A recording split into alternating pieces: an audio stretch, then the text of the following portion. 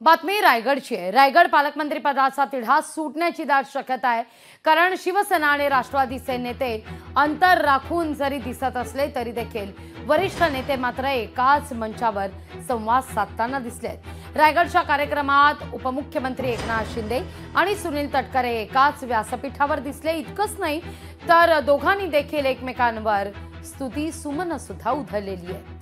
त्यामुळे रायगडच्या पालकमंत्री पदावरून आता लवकरच तिढा सुटण्याची शक्यता वर्तवली जाते।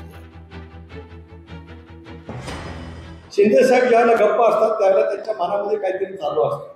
हे कदाचित टीका करणाऱ्याला कळलं नसेल, पण मला अनेक वेळेला शेजारी बसल्याच्यामुळे माहिती आहे आणि अनेक वेळेला ते शिंद्यात फक्त असं वाटतं। याचं कारण त्यांच्या समोर त्यांच्या दोन पुत्रांचा दुर्दैवाने निधन झालं।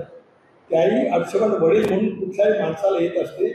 एक उत्तम वडील सुद्धा आहेत, उत्तम समाजकारणी आहेत, उत्तम राजकारणी आहेत आणि उत्तम प्रशासक आहेत। ज्यावेळेला नैसर्गिक आपत्ती आली त्याला वेळ काळ याचा जराही विचार करता आपत्तीला धावून जाण्यात येते। पण एकनाथराव शिंदेची ओळख त्या ठिकाणी आहे आणि ते नुसते जात नाही, ते गेल्याच्या नंतर काय करतात, कशी मदत करतात आम्ही आमच्या डोळ्याने पाहिलं। लोकशाही मराठी ऐका, पहा, जागरूक रहा।